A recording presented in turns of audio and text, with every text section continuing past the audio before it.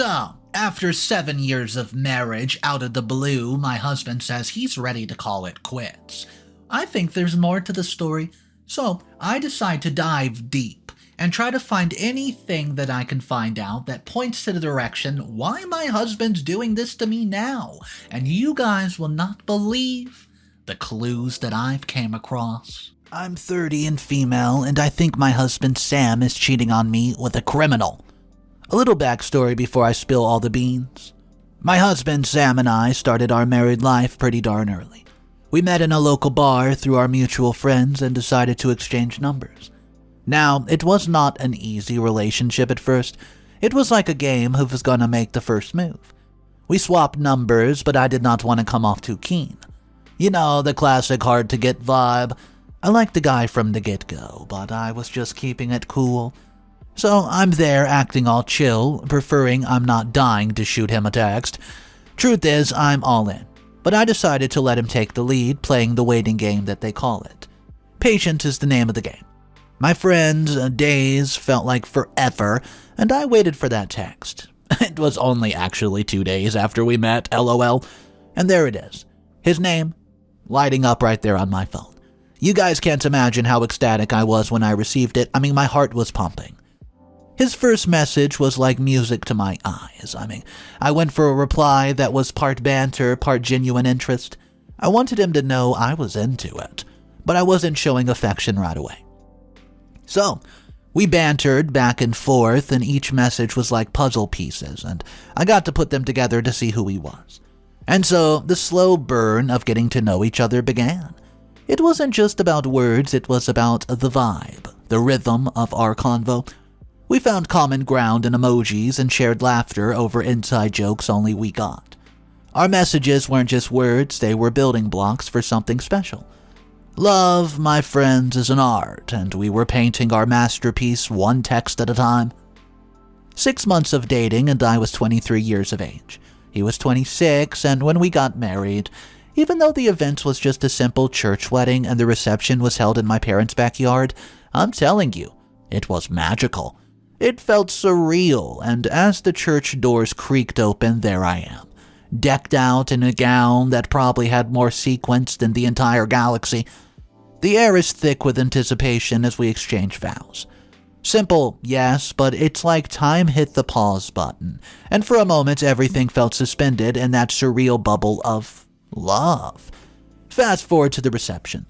Fairy lights were all over the place, twinkling like stars, makeshift tables groaning under the weight of the homemade goodies, and a playlist that as eclectic as our love story. Sure, it wasn't a fancy ballroom affair, but man, it was magic. The laughter and chatter, the clinking of the glass, it all melded into this sympathy of joy. You could feel the love in the air, thicker than grandma's gravy. The simplicity of it all, the makeshift dance floors under the open sky, added to the touch of authenticity that no fancy venue could ever replicate. It's like we blinked, and the backyard transformed into this wonderland of emotions. Maybe it was the mix of twinkling lights, the scent of homemade pie wafting through the air, or just the fact that we were surrounded by folk who seen us through the messy, unfiltered parts of our journey. So yeah, our wedding day wasn't some Hollywood blockbuster, but in that simplicity and those exchanged glances and stolen kisses between slices of a wedding cake, we found magic. It wasn't just a ceremony, it was the beginning of a chapter that felt like it was penned by some cosmic storyteller, leaving us with a tale that still makes our hearts skip a beat. Before we got married, Sam was already working for a construction company and I was working as an appointment clerk. We both don't earn a lot from our jobs, so we opted to rent an apartment at the beginning of our marriage. It was just a small, one-bedroom apartment, but what sets it apart? Oh yeah, the balcony. It's like our own little patch of outdoorsy paradise in the middle of the city. No fancy penthouse with a skyline view, just a 2-seater egg-swinging chair on a balcony that's surrounded by plants and pots. But you know what? It was ours. A place where we would sip our morning coffee and watch the world wake up. Sure, the view wasn't exactly breathtaking, more like a mix of the neighbor's laundry and a parking lot panorama, but it was our view. Life might not be all plush, but it's ours and we're rocking it. Later on, after saving up some money, we decided to purchase a small 2-house story, surrounded by a wooden fence through a mortgage, and use our savings for a down payment. You can see the years etched into the walls like it's been through a lot with its previous owners. And now, it'll be with us. And the family Sam and I will build. The future might not be far from a high-end showroom, but it's comfy, you know? The kind of place where you can just sink into the couch after a long day and just be left alone. The kitchen. I can already imagine us burning a few dinners and trying to be perfect with our signature dishes. Upstairs, that's where the magic happens. Bedrooms with mismatched furniture and maybe a creaky floorboard or two if we're lucky. So our house is not perfect, but it's ours. It's where we're making memories, learning the ropes of this whole adult thing, and embracing the quirks that come with it. Fast forward, and we're now 7 years into our marriage. And the things between us, well, they're not what they used to be. There's just no spark left between us, you know? I don't know. Maybe it's the daily grind, the whole work thing. Life got real out of our connection and sort of faded into the background. You can feel it like when you're searching for your phone and it's right there in your hand, but you don't realize it. That's us, missing something that was once right there in front of us. But when we were just starting our relationship, and like any other relationship, every day felt like a new chapter and it was magical. This is what they call the honeymoon phase, LOL. Now, don't get me wrong. It's not like we woke up one day and decided, hey, let's drain all the excitement out of this. No, it's more like life happened. Jobs, bills, responsibilities, especially the bills from our recently purchased home, you know the drill. We got caught up in the hustle and bustle of life. And somewhere along the lines, that spark got lost in the shuffle. Work, deadlines, meetings devoured their way into our relationship. The late nights at the office or the extra jobs after the main ones turned into a new norm. And quality time together became a rare gem we had to hunt for amid our hectic schedules. Communication. Oh yeah, that took a hit. It's not that we stopped talking, but our conversations turned into a script to-do list and errands, and the passion we once had felt like a distant memory. And the date nights turned into Netflix marathons that we were both too tired to even choose what to watch. It's not a bad story, it's just a different one, a tale of two people navigating the twists and turns of life, trying to find the spark that once set their hearts on fire. Well, that's what I thought at least. Last week, on a Sunday morning, a day that I thought would be peaceful and away from stress, became a nightmare. Sam, quietly sipping his morning coffee and standing beside the kitchen counter, suddenly blurted out he wanted a divorce. I almost dropped the coffee mug halfway to my face as the words came out of his mouth. 1 minute I was thinking about what to have for breakfast, and the next my husband was talking about divorce out of nowhere. I was speechless. I could almost hear the erratic beat of my heart, and I could almost feel the pulse in my fingertips. I can almost feel the air in my lungs, all trying to escape and never come back. Then there's this weird mix of hurt and disbelief. Like, did I miss a memo or something? I thought we were just busy with our work, too busy to make this household work, and trying our best to fulfill our responsibilities. Now we're talking about breaking the whole darn thing apart? Sam was standing there probably waiting for a reaction, but I was too shocked and did not expect this, so I was just sitting there like a statue, with a coffee mug suddenly feeling heavier in my hands midair. When I gathered myself, I asked him why. Do you guys know what he said? I was too busy, and there was just no spark between us anymore. Unbelievable. For the past week, I was really doubting myself. All I thought was I'm doing my best and working hard so we can start building the family we always wanted. But as I reflect on what he's been happening and said in our relationship, there's this weird feeling that I can't shake it. I believe this is what people call women instincts. Sam will not just leave me just because we're busy. That's too shallow. I just knew there was something else, something more. Anyways, Sam's still living in the house because first, I don't want to divorce him, and second, Sam still hasn't talked to his lawyer. So here I am in the middle of my thoughts, wondering if it's just me being paranoid or if my gut's really telling me something. Sam might not have said anything, but there's a language beyond words and I'm trying to decode it. Then everything just clicked when I heard those knocks, these 3 slowly consecutive knocks. As I checked the peephole, 3 policemen were knocking and asking for my husband. I could feel my heart racing and my thoughts started to get all over the place. Did my husband kill someone?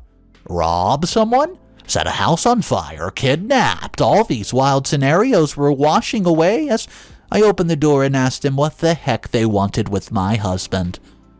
They wanted to know if Sam knew this someone that they were looking for. Then Sam came, hands trembling and beads of sweat on his forehead. He then proceeded to tell me that I should just go back to the living room and let him handle the situation. I complied and entered the house, but of course I did go to the living room. I stayed near the doorway that was, far enough to not be seen, but near enough to hear the entire conversation. Apparently, the police are looking for someone named Ava, a woman who is on the run and that they've been looking for quite some time. I can't believe the next thing that came out of their mouth. The reason that they were asking Sam was because someone saw them in a convenience store and coincidentally near his workplace. Sam dismissed the question and told them that never in his life has he encountered a woman named Ava. But you guys know how people say actions speak louder than words? Well, Sam's actions are not in conjunction with what he was saying. Right there and then I knew he was a liar. The eyes. Those eyes that are looking everywhere except the eyes that are on them. The people talking to them, the same eyes that I see whenever I confront him about whether he gets money from my wallet without asking. And he denies it, even if I already knew, in fact, he did it. Those same uneasy, fidgety hands tucked away inside his pockets are the same hands whenever I asked him if he can give the money for the house bills and he just told me he has nothing, even though I already checked his wallet to know for a fact that he does. Sam, what are you hiding? My mind's like a race car, zooming around, slamming into thoughts like they're a bunch of chaotic intersections. And when I was slowly connecting the dots piece by piece, is Sam really cheating on me? Seriously? 7 years into the relationship and now this? Is this what he always was, just doing overtime and his side jobs for? Why can't I feel and see his salary? That's why I've been working so hard to catch up the bills and still put small amounts into our savings. Is he out there punching the clock for someone else? Is there a secret life that doesn't include me? Is that why I no longer get his attention? The more I try to make sense of it, the murkier it gets. I'm not just questioning his whereabouts, I'm questioning the very foundation of what we've built over these 7 years. It's not just about the time he's allegedly spending at work. It's about the time he's not spending with me. It's about the unspoken doubts lingering in the air, the unsaid words that seem to be floating between us like a dense fog. And yet, I can't help but feel this tug of war within myself. On one side, there's the logical part telling me to gather more info. One piece together, puzzle, before jumping to a conclusion. But on the flip side, there's this gut feeling and unsettling intuition that whispers, something's off here. You better pay attention. So here I am, caught in doubts and uncertainties. Is Sam cheating on me with the criminal, or am I just overthinking? What should I do? I'm terrified. What if Sam is really involved with that criminal and I get implicated with them? I don't know what to do, so please help me. Update number 1. Hey guys, I know it's been 2 months since my last post, and I'm sorry about that. I do want to thank those who commented and provided suggestions. I could not shake off the feeling that something was off, and I wasn't about to sit back and let life happen to me. And add to that, I noticed Sam was acting strange a month after the police incident. So, I decided to use some of my savings to hire a private investigator. Yep, I went there. Okay, before I dive into what the PI found, I wanted to tell you guys about Sam's weird behavior. After that day, he started coming back home late, and some days he didn't even bother to come home at all, and I really don't know where he was staying. I also keep asking him to contribute to the bills, but guess what? Nada, zip, zilch. He just dismissed me and told me to wait and he'll give me money. But you know what? The only thing that I'm getting are overdue notices, and I'm trying to keep up with them. And the divorce. We never spoke about it again, even once ever since the police situation. And back to the PI. I hired someone to tail Sam, not because I'm some paranoid psycho, but because my gut feeling needed validation. Sam's been acting off for the past few months, and it's just time trying to figure out why.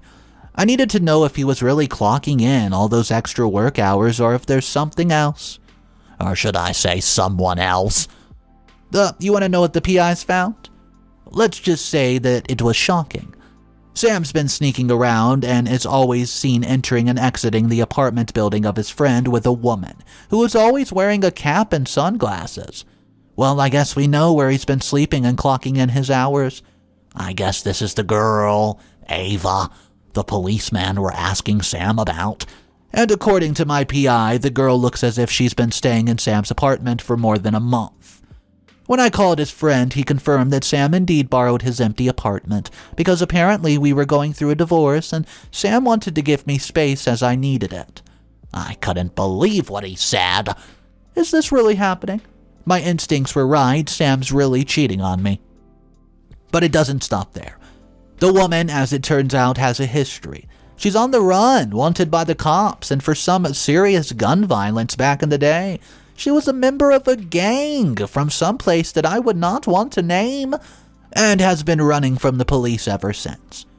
My PI also told me that Sam and Ava met years after she left the gang, but that doesn't change the fact that she's still a wanted criminal.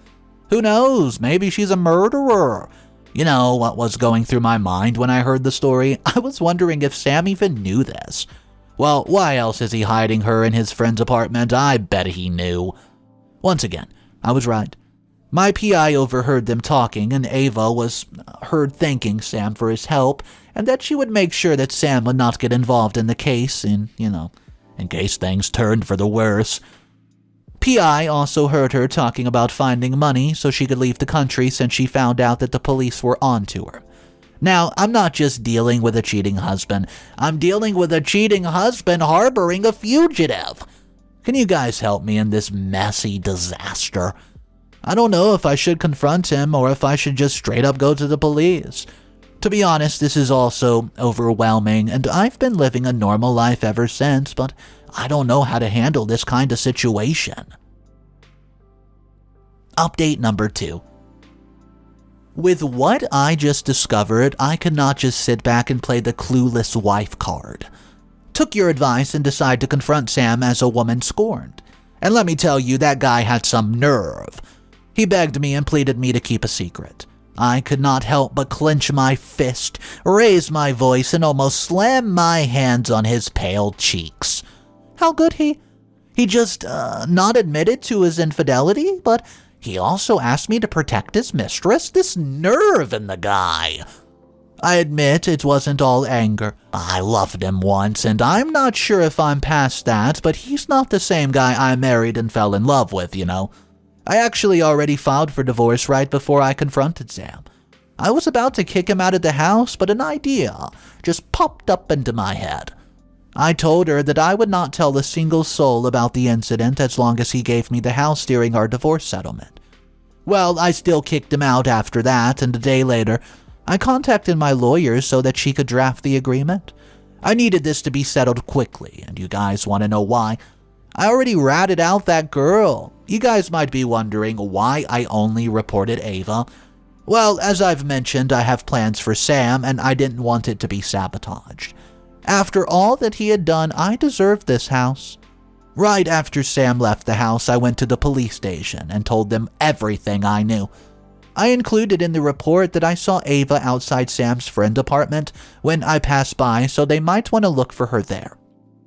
And since I was not directly involved with Ava, I might not be able to get updates from the police, so I scouted outside the apartment to make sure that she was caught, and there she was, rushing to hail a taxi a street away from the apartment, holding a big tote bag that was filled, and a phone on the other hand, and that's where the police caught her.